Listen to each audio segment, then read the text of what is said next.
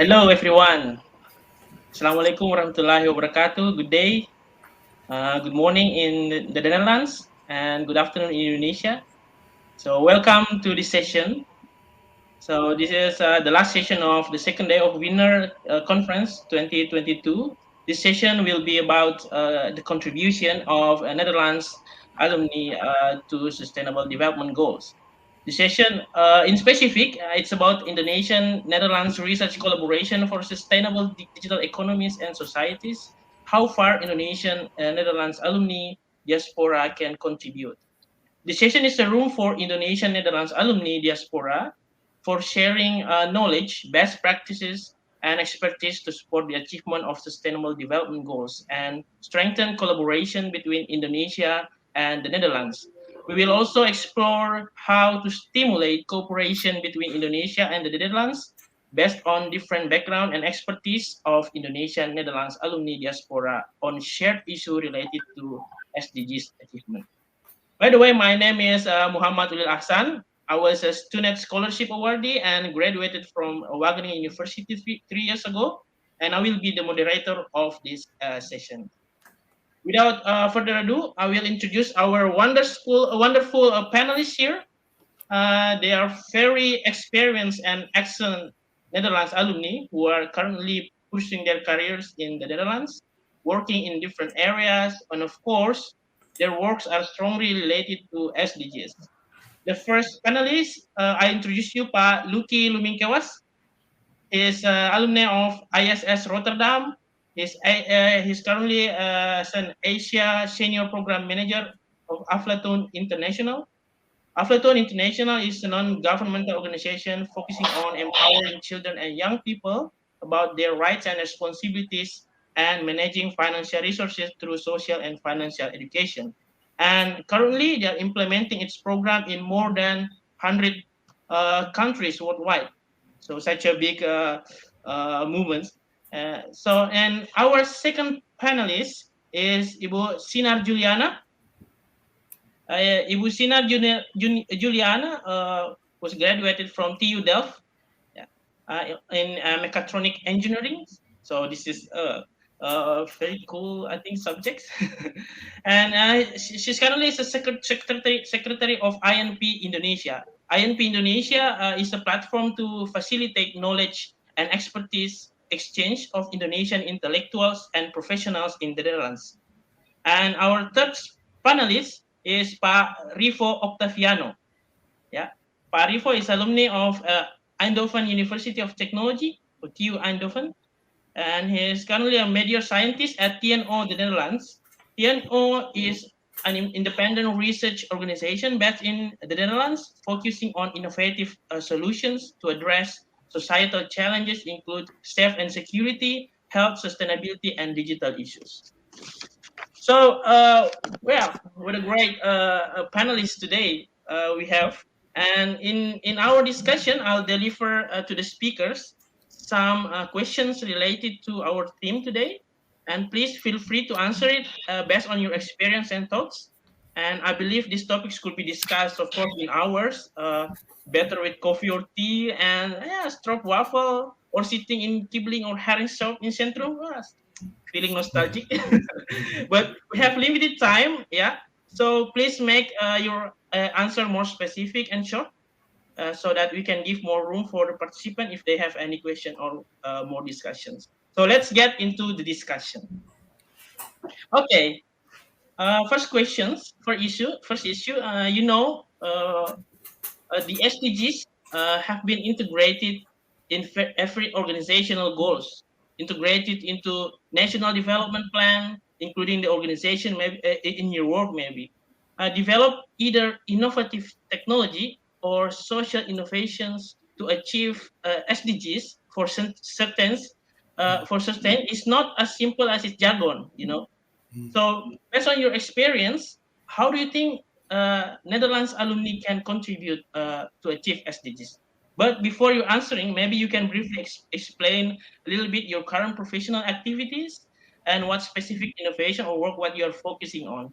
So maybe first response, Pak Luki, floor is yours. Yeah, thank you so much, Mas Ulil. As already mentioned before, that Aflatun International working in more than 100 countries. So currently, I'm working as senior program manager of Aflatun International. I've been with this organization since 2016. So this is my 6 years. Based in Amsterdam, I live in The Hague. As a senior program manager for Asia, I'm managing project and partners in 15 different countries in Asia, including South Asia and Southeast Asia, from China, India, Bangladesh, Pakistan, Sri Lanka, Nepal, Mongolia, Thailand, Laos, Cambodia, including Indonesia. So the organization that I work directly contribute to the SDG number 1 on poverty reduction, to the SDG number 4 on the education, quality education, and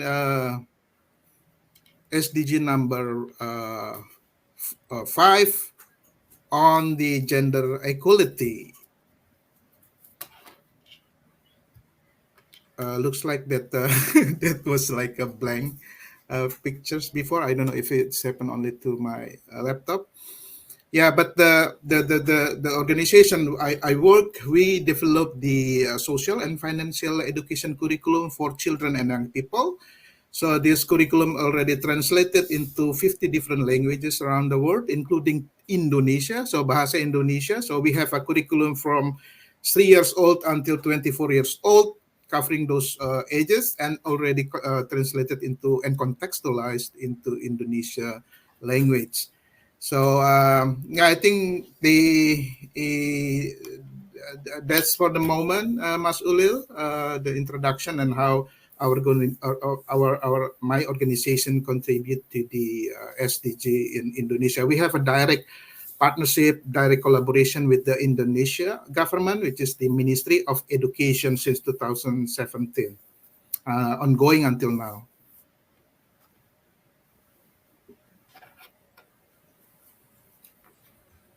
So thank you. Maybe you can explore a little bit. Yeah. So that's what you mentioned. It's related to SDGs point, and then currently you're working on 3 different sustainable development goals points through Aflatun works. So it's interesting. That's how you're currently contributing. Can you give a bit more specific your how your curriculums being implemented in Indonesia exactly? Yeah, So yeah, yeah. So we have especially a maybe for global. the local context. Yeah. Correct. So yeah, we have a global level curriculum. It's in English with the context of a European context. But when it's contextualized into Indonesia context, then we need to work together with our stakeholders, the key stakeholders in Indonesia, especially the Ministry of Education, to contextualize the content so that it's adapted and adjusted into Indonesia context. So currently we have the curriculum already, and it integrated into the education system in Indonesia.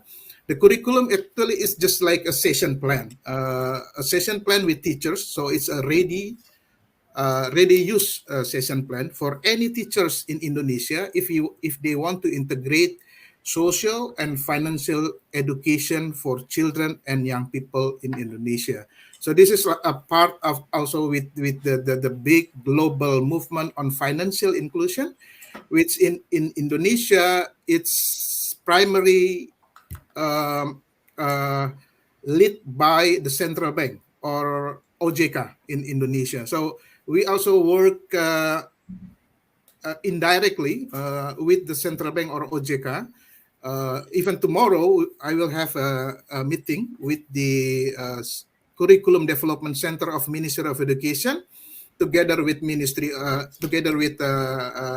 Finance Ministry, and together with OJK, I hope, to discuss the curriculum Merdeka, right? So they want to have financial education integrated also with curriculum Merdeka, because financial education now become more important currently in Indonesia especially, where many children and young people, they are still not aware about these important skills, the 21st education skills, how to plan the budget, how to, this is not only a knowledge level, but also this is an attitude behaviors towards money and towards natural resources. In Indonesia, people still neglecting or still forgot to turn off the electricity, to turn off to turn off their stove, for instance. So it's difficult to change their behavior. So the curriculum that we develop, it's integrated not only to target the knowledge level, but also to target the attitude and behavior level. So the children and young people, since their early years, they already have a good attitude, positive attitude towards money and towards the natural resources. So when they are adult, they can manage their money very well, and yeah, they can achieve their dream. Uh, so that's the how the curriculum integrated into the education system in Indonesia. Uh, as already mentioned before, in 2017, we integrated the curriculum with the early childhood education curriculum. It's already integrated in 29 different provinces in Indonesia. So under the Ministry of Education, in 29 different provinces, this curriculum that developed together with our team here in Amsterdam, we help the Ministry of Education, especially the early childhood education curriculum, to teach the train, to train the teachers in 29 different provinces. Yeah. And currently, the ongoing project, we want to integrate it into the primary and secondary education. So currently, the pilot project ongoing in West Kalimantan, West Sulawesi, and East Nusa Tenggara. So hopefully this innovation, because this is like an innovation for financial education, we integrate the content, the curriculum with the active learning methods, or we can, or people call it in Indonesia, if for those who are familiar with active learning method, they called it agile or active, joyful, effective learning. So this is like activity based. So it's not a traditional teaching method, but an activity based with experiential learning method. So Yeah. yeah, so Okay. Well, it's very interesting, Pak Luki, how the innovation of like integrating a financial curriculum, and then I just financial know that education. Yeah. the Ministry Central Bank involved together Mm, to develop mm, more curriculum on Merdeka Belajar. They correct. said the current curriculum. Okay, very interesting. Next, let's hear from Ibu Sinar Juliana. I will repeat the questions. Is how do you think the Netherlands alumni can contribute to achieve SDGs in your point of view? Please, Ibu Sinar. Thank you. Um, I hope I can be here. I can Yeah, be heard. Yes. yeah, we can see you. So yes, and seen. Thank you. So happy to be here. So as Pak Luki also already mentioned about his background, I'll also tell something about my background. I'm an alumni of TU Delft. It was already said in the introduction, and I work as a mechatronic architect in a company that make products of for the semiconductor industry. And in my spare time, I work as a member of the Asosiasi Intellectual and Professional Indonesia (INP). So what I want to tell more about is what INP does. And what it can contribute to the sustainable development goal in Indonesia. So we start INP in 2020 in the mid-time of where the Corona crisis, everybody knows about that. And our vision is to be a platform so that we can exchange knowledge, expertise on professional and academics field from Indonesian alumni in the Netherlands and with the Indonesian community in general, or Indonesian in the Netherlands. So we have done several things to achieve that. And to achieve this, we do collaboration, because it's very important to achieve what we want to do. We connect with the network in the Netherlands. We have academics, and professionals. We have professors in different universities and people who are working in his or her expertise. So we have a different background in the INP. And this, we actually we do brainstorm what we can do and what we can achieve. We also connect to organizations like the KBRI, with Nufik Neso, with ICANET, with Ikatan Alumni, like Ikatan Alumni ITB in the Netherlands and also in Indonesia, to do knowledge exchange. So in this, we actually fulfill the education part of the SDG, also the equality, and we also we also were interested, especially in the energy part of the Sustainable Development Goal. I can give you example what we did last year. We have collaborated with Nufik and with ITB alumni in Indonesia.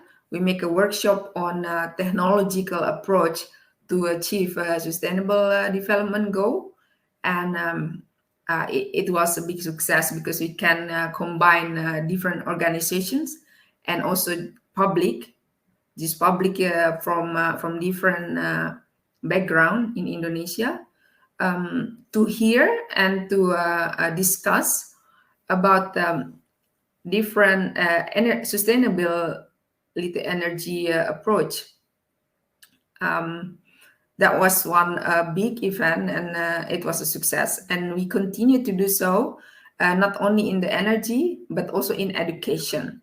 For example, we also organizing and giving our resources to give workshop on research methodology on students in the Netherlands, Indonesian students, master students and PhD students who are currently doing their work in different universities, because we have also professionals and academicians who knows about this and who are willing to share their knowledge in it. So we collaborate with KBRI and with the PPI and with the professors from the universities in the Netherlands, Indonesian professors we have. Professor Bayu, Professor David. Also, we have associate professors Frederick and Ajeng Dia. So we actually give a platform to enable this to happen, and this is a good initiative. So what we have, and we are going to continue to do so. Well, great. Thank you, Ibu Sina. So I think this is really inspiring. When the COVID, you directly create a momentum. So the communication between professionals, alumni, and many stakeholders still keep going, even though in the middle of a restriction of offline meeting. So and then it's keep going, and then I think it's creating enabling environment. So sometimes, and most of the time, a great ideas and innovations come from these kind of rooms. So I think that's a great innovation from INP. And then let's move to our third panelist, Pak Rivo. Yeah. So I will again. How do you think the Netherlands alumni can contribute to achieve SDGs in your point of view, Pak Rivo? Okay. Thank you, Ulil. Thank you for having me today in the winner session. So basically, I would like to repeat again. I graduated from the TU Eindhoven under Master Program System and Control in 2014, and then afterwards, I'm working at TNO. It's a national Dutch research organization for applied science. Yeah, currently I'm working as a research scientist focused on energy transition to accelerate decarbonization to net zero target in 2050. So if we are talking about SDG, it could be tick to the SDG number 7, affordable and clean energy. But now I would like to speak on behalf of my experience as an NL alumni. So basically, yeah, in my opinion, NL alumni can play an active role to achieve SDG based on their field expertise. So you can choose either it can be done through an organization or community or where you are belong to, or it can also be done through your workplace. So I will give you two examples from my experience. So the first experience is together with NL alumni. So we are organizing a technology forum between two countries called INTPF. It's an Indonesian, the Netherlands Technology Partnership Forums. So basically, 2 years ago in 2020 or before, our King Willem Alexander has a state visit visiting President Jokowi, and then what we see that there are a lot of focus in the collaboration in the circular economy, but not so much in the energy sector or in the technology, because we are an alumni of the Bandung of Institute Technology in the technology sector.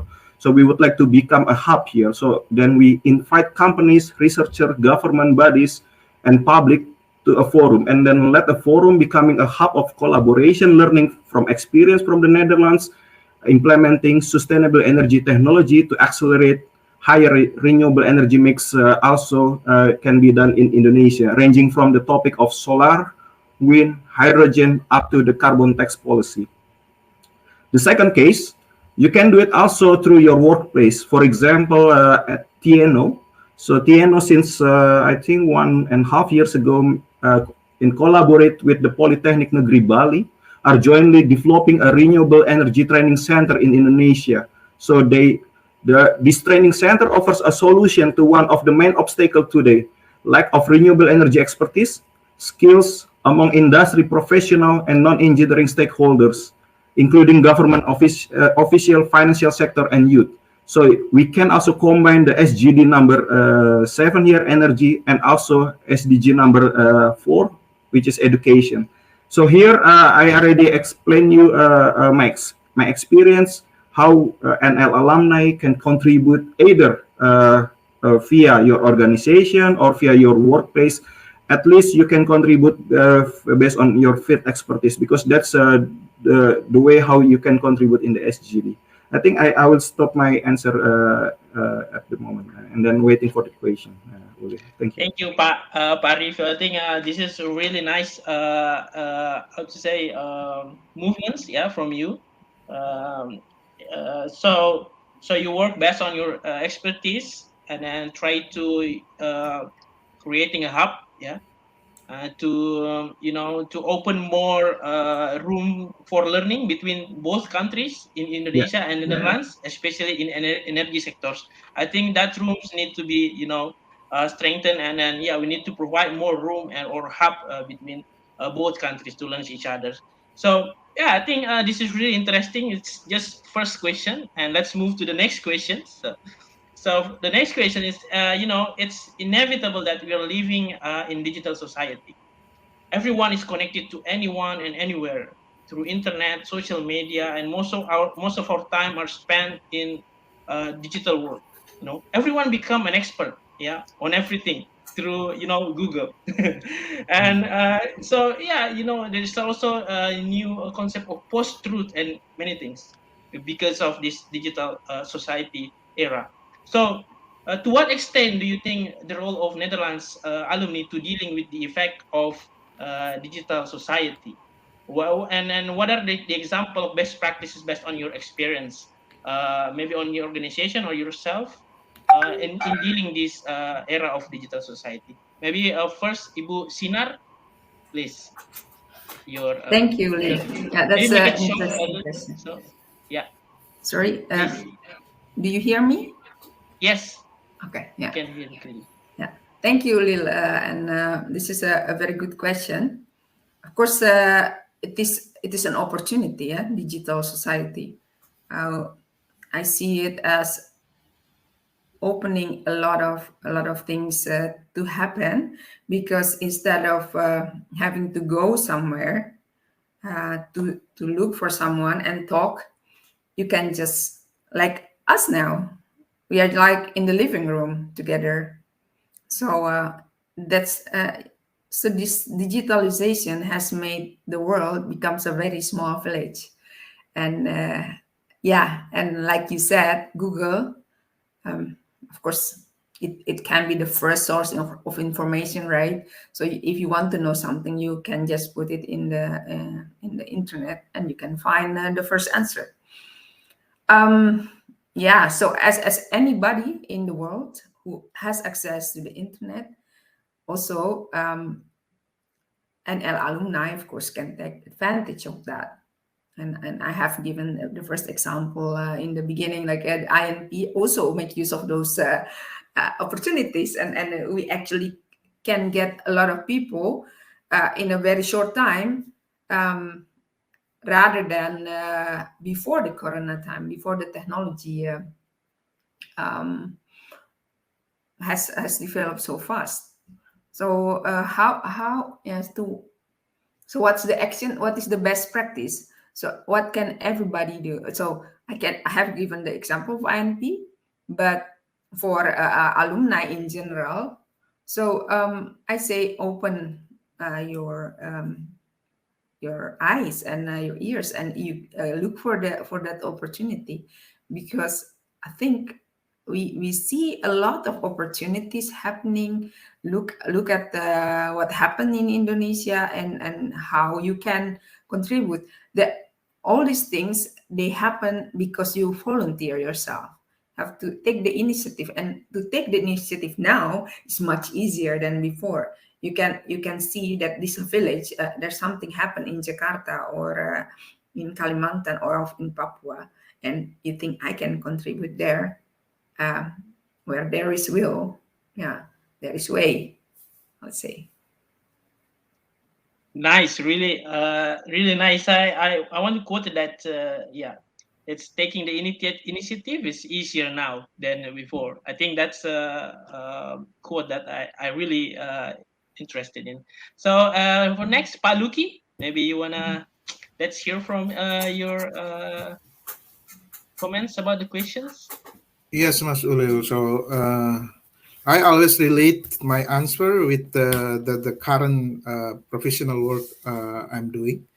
So in Aflatun International, we have the digital learning department.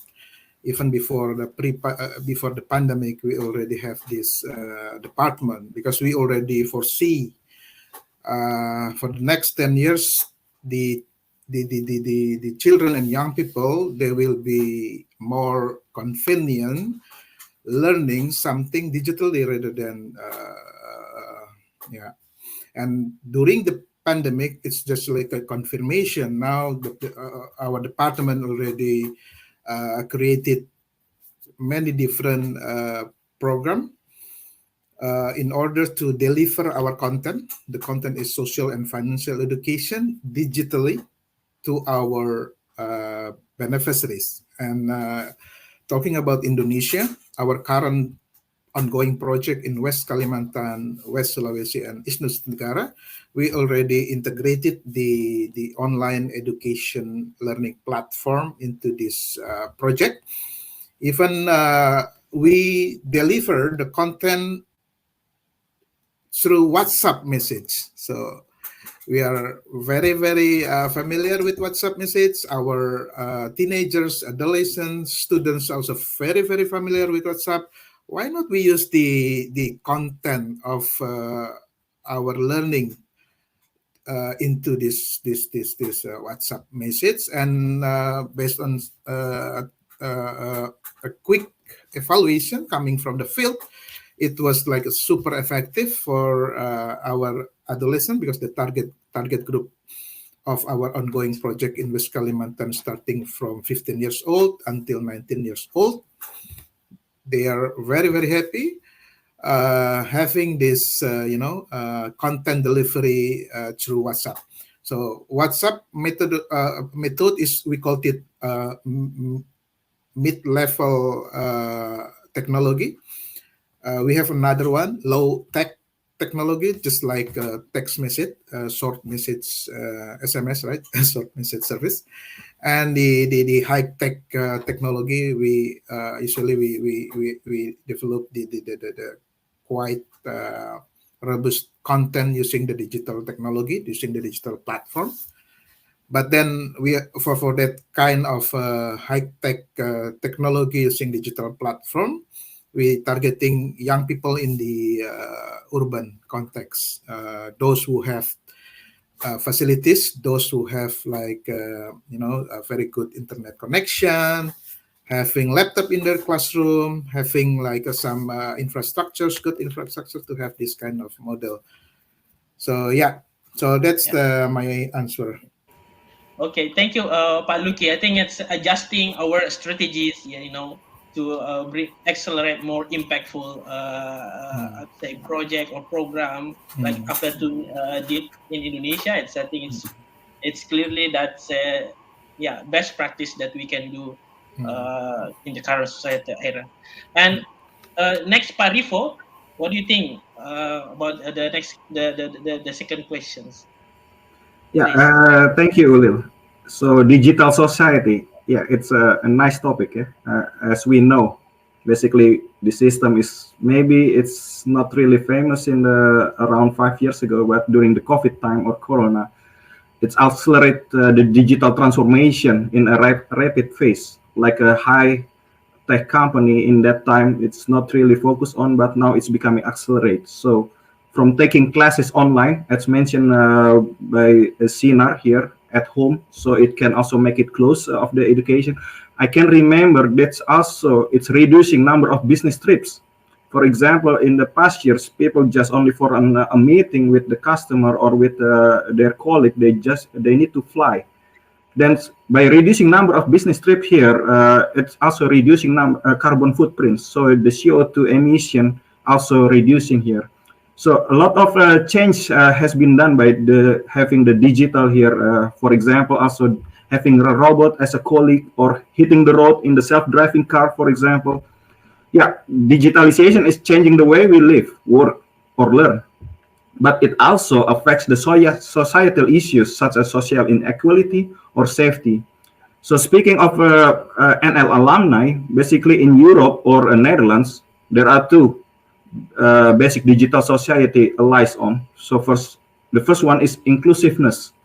So everyone must be able to participate. I can imagine in Netherlands everybody is connected to in the internet, but I'm not sure if it's Indonesia. If it's only, is it the majority of the population can get all this inclusiveness of the digital society, or is only some of people getting there? The second topic is about the privacy or data security here. In European, it's really important to have it. This is becoming highest focus agenda. So maybe you already know the GDPR, so General Data Protection and Regulation. So this is how we ensure that the data, how we or others use the data in the responsibility way. So this kind of things, if we would like to have an NL alumni can contribute, let's focus in these two basic standard. So first, inclusiveness, and then how to make sure that our privacy also safely guard. I think that's my answer, William. Yeah, true. True, Paripo. I think this like digital transformation is like two sides of coin. Yeah, they have a dark side and a positive side. I think it's also it's bring a positive impact, accelerating development, but also we need to be more inclusive.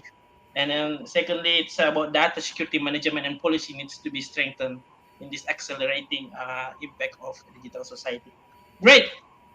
Thank you for answering these second questions, and let's move to the third questions. So this is the last question for our session. All of the speakers have experience studying in the Netherlands, so you are all Netherlands alumni, and you studied in the world-best university in its areas, ISS, TU Delft, TU Eindhoven.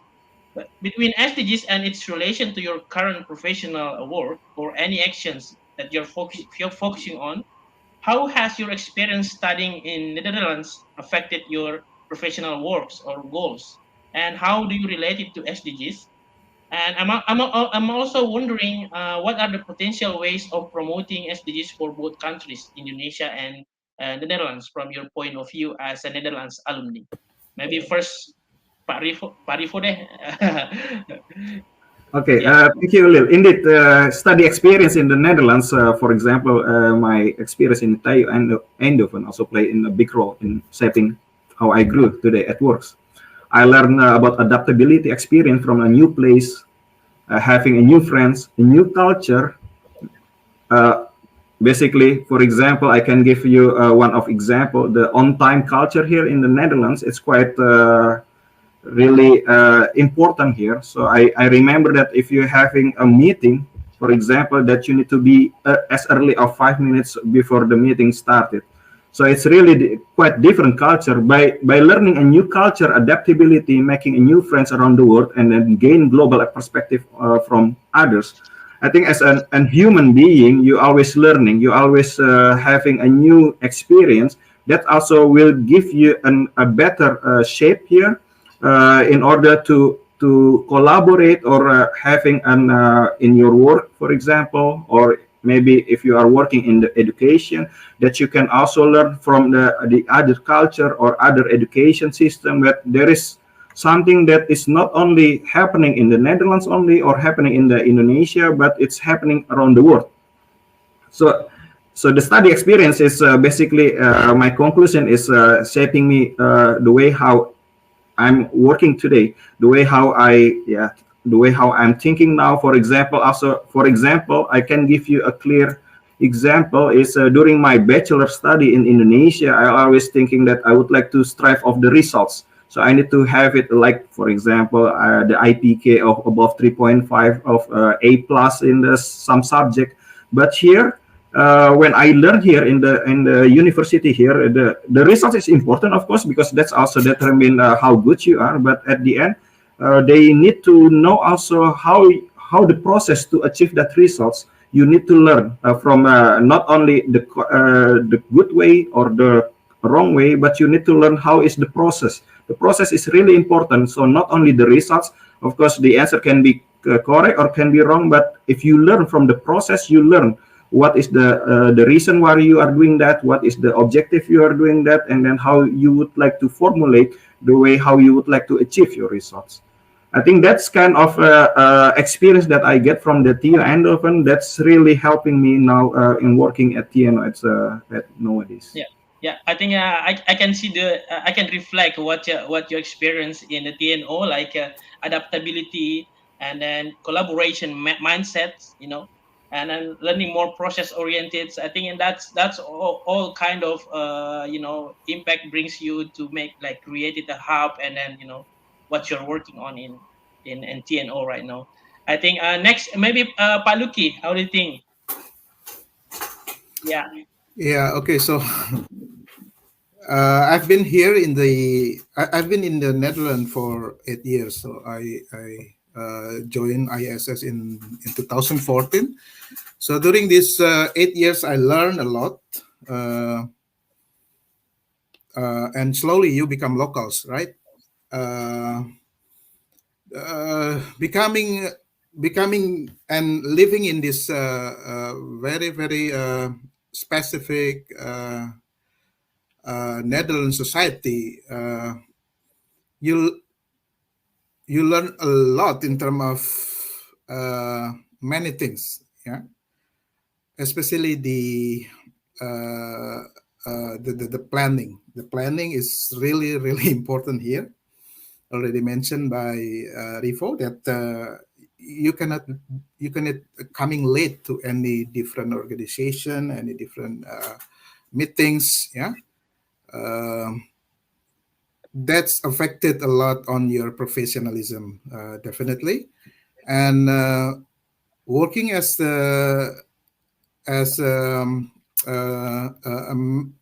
senior program manager in this organization, I manage like 15 countries. I learn a lot also during the process. Those kind of learning that I can contribute to Indonesia those kind of learning that I can copy and replicate in Indonesia. That's also one of the additional point if you work as an alumni NL working in Netherlands, in Amsterdam, managing your portfolio in many different countries in Asia. You can take a lot of learning from different countries and contribute to Indonesia as your home country. During these 8 years, one of the best part of learning individually, I learned a lot in terms of being a two seasons country. You're born in Indonesia with 2 seasons, right? Summer and rain. And then working as a professional in 4 different seasons in Europe. You have winter and you have 3 different seasons, especially the winter one. This is the best example for me to understand that living in a winter type of season, it will bring you a winter type attitude. Winter type attitude is totally different with summer type attitude, right? The summer type attitude, for instance, in Indonesia, you can come to the beach, find fish 12 months in a year. In a winter type attitude, you cannot do that. You cannot work.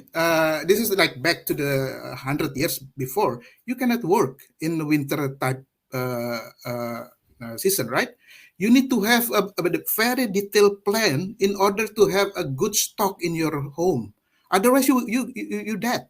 Your family will dead because you cannot like do anything during winter. At winter, you just stay at home, consume all the stock you have.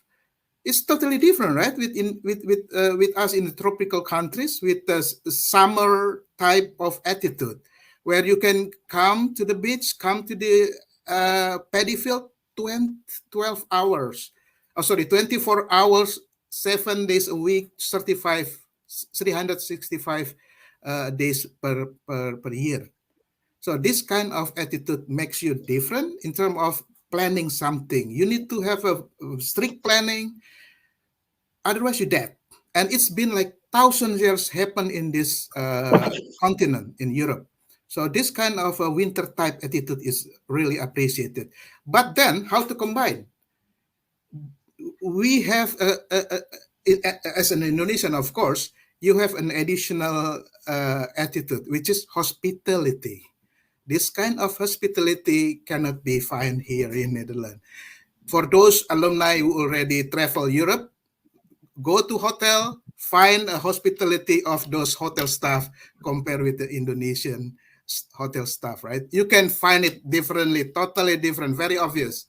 The Indonesian hospitality versus the European type hospitality is totally different. Why? Because Indonesian or tropical countries people, they're already like become a social hospitality, already part of their DNA. Because you live in a societal community where you can meet your neighbors 24 hours a day. We are a summer type of a country. So since you're born, you already become a nice person, right? As hospital person, become nice to talk with anybody. But here in Netherlands or Europe, it's not happen. So combining the hospitality and discipline type of like a winter attitude is like a perfect combination, especially for those who want to start any kind of business. Yeah. Okay. So it's I think nice. Nice experience. First, connections. So you, Pak Luki, you mentioned you improve more connection, and the second, environment shapes the way you work. So, of course, different in Indonesia and also the Netherlands with 4 seasons. That's interesting, Pak Luki, and thank you. Last, Bu Sinar. So, what do you think about your experience studying in the Netherlands? Yeah, so thank you, Lil. Rifo and Pak Luki already mentioned quite a lot. that's nice to highlight all the differences and how it enrich ourselves. I agree to that. We are enriched as person, coming from a different background in Indonesia and now in the Netherlands experience totally different things, and now we adapt and it enrich us. One maybe additional thing that I can say about how the NL education different is than Indonesia, it gives more emphasis on your experience, on your practical experience. We, yeah, at least when I was studying in Indonesia, that was not that much emphasized. You could look for it in if you are studying in the university, you look for it yourself when you do the association, so like extracurricular, like professionalism inside your faculty, but then outside your curriculum. But here you can find it integrated in your own study. So here students are demanded to be more down to earth, because you are not only knowing all these formulas and nice things and concepts, but you also know how to implement that in reality. And that also enriches me, and I think that's also something we can think about, how to as educator in Indonesia, probably it is an input to how to integrate that as well in the aspect of education. Yeah, I think that's really important, that we need to like closing the gap between the concept of theory in the classroom and the application in the real life. And I think, yeah, I agree that the Netherlands education system also doing that, and our Indonesian education system, I think it's starting to run, to do the same. I think with the newest curriculum, I think connecting industrial and then connecting many stakeholders, institution to the university or schools. I think very interesting conversation with Pak Luki, Businar, and Pak Rifo. Let's move to the questions. So we have some questions here from Mutia, from Fillmore. I think the question from Mutia, it has answered already about the best memories and experience, I think. And then, there is a question from Fillmore, Fillmore Murillo. Yeah, what do you think? Think are the possible initiatives that must be undertaken to bridge the digital gap, which was magnified by pandemic? So we'll be answering this. Can you repeat again, Masulil? The question is, what do you think are the possible initiatives that must be undertaken to bridge the digital gap, which was magnified by the pandemic? So maybe it's more on the gap, that pandemic created, digital gap, and what kind of initiative that can we do to closing the gap on to resolve the inequalities because of the pandemic. Yeah. Okay, so let me try to answer first. Our office already aware about this possible gap. One of the articles said that the pandemic even bring a bigger gap between the rich and the poor, right? Because then only the rich able to access all the information, because they have all the facility, the infrastructures, internet, everything. But then how about the people in the remote areas, right? They just left behind, and it's become like very, very difficult. For my context in Asia, because we have working also in different countries, this is the one that we can offer. The the gap is closer with local initiative actually. So the local initiative help a lot. So using the bottom up approach is the best model to find solution, right? Uh, the local government in Indonesia, they need to reach out to more local initiative, local innovation, local local programs, innovative way, rather than just to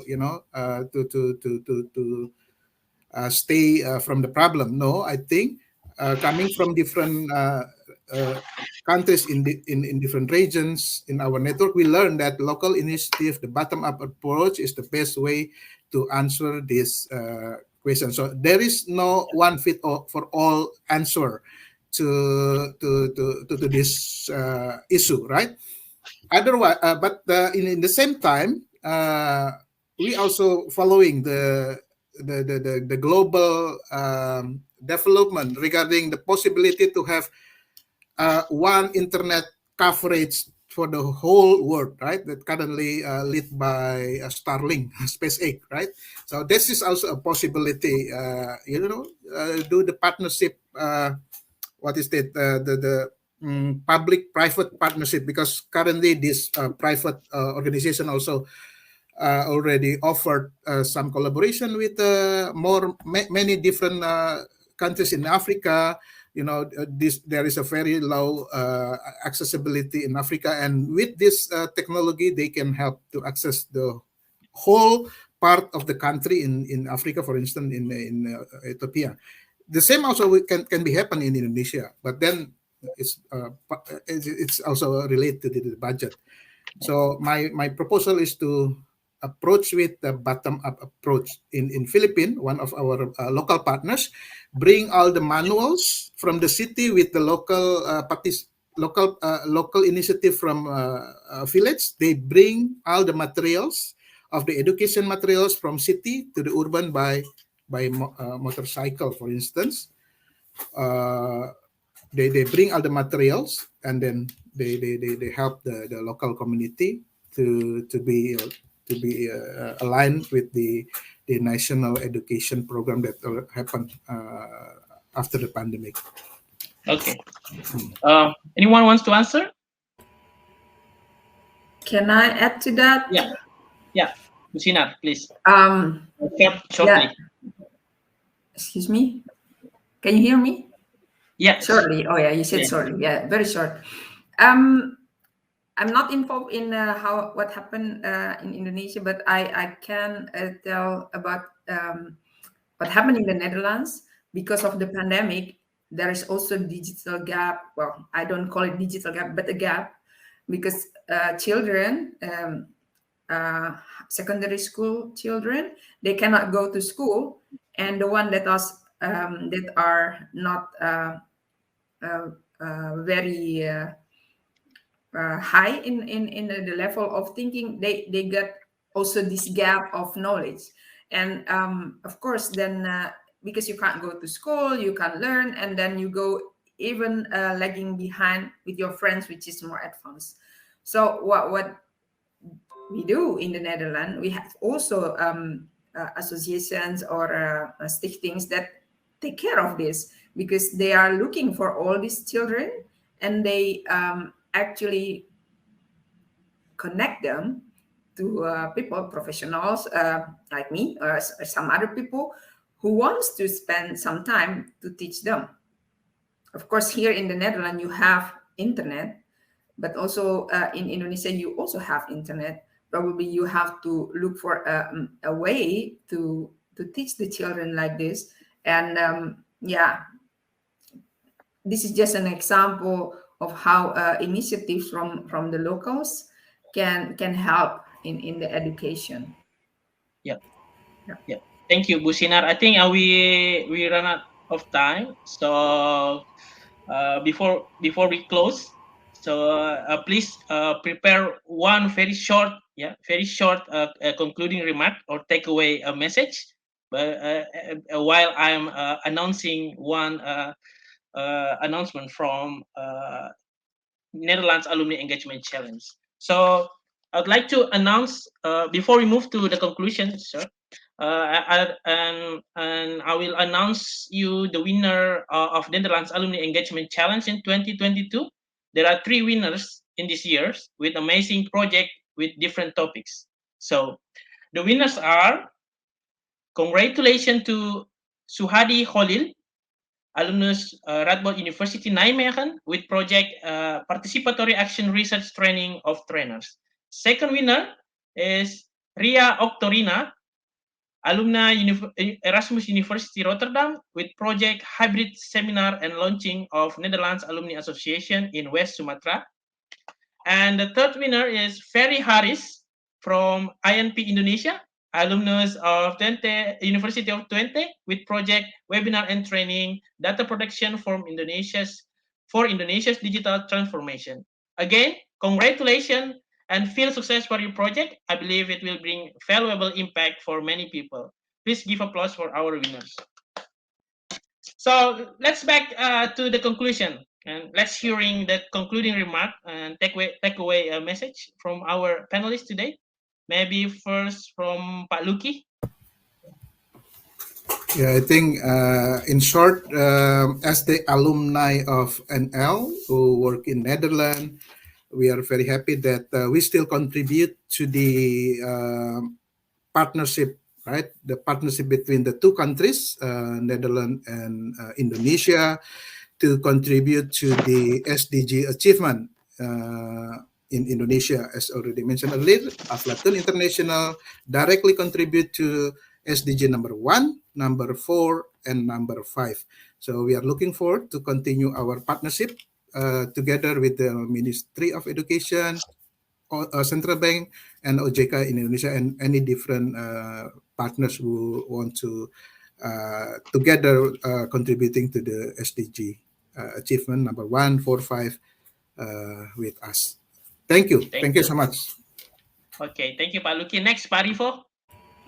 Yeah, thank you, Ulil, for having me today in this conference. Basically, yeah, my takeaway of today is it's not only about NL alumni, but it's everybody who are studying abroad or who are also studying in Indonesia. So basically, you need to be beneficial also for your countries, not only from the educational perspective, it's not only from the work expertise, but at the end, so as a human being, you need to create a platform for yourself to be useful or beneficial for other people. So start from you. So for example, just thinking about what is really close to you, create some impact that you would like to create together with your friend, your colleague. For at the end, the goal is to make sure Indonesia becoming also in the reputable countries, also among the other highest country like in Europe. I think that's my takeaway. Thank you, Pak Rifo. Thank you. Last, Ibu Sinar. Yes, thank you, Ulil, for this wonderful talk. So, what I can say, NL alumni could not live just in silo and himself, but need to reach out to the society, look at opportunities to be socially active. Many works related to SDGs are usually open to volunteer. Then please do so. That's my takeaway. Yeah. Thank you. Very nice. Thank you very much for all of the speaker for inspiring, discussion today. So yeah, personally, we need to take advantage, connect to others, collaborate, and enrich our strategies. Yeah, because we don't know what happened next. So, but I hope we can discuss personally or maybe meet in person soon.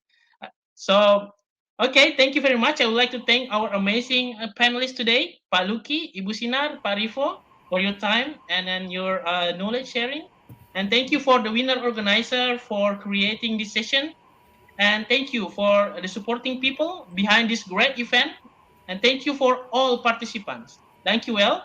And see you in the next event. Selamat sore. Wassalamualaikum warahmatullahi wabarakatuh. Thank you. Bye. Terima kasih, Pak. Thank you, Pak Mas Luki, Ulil. Pak Rifo.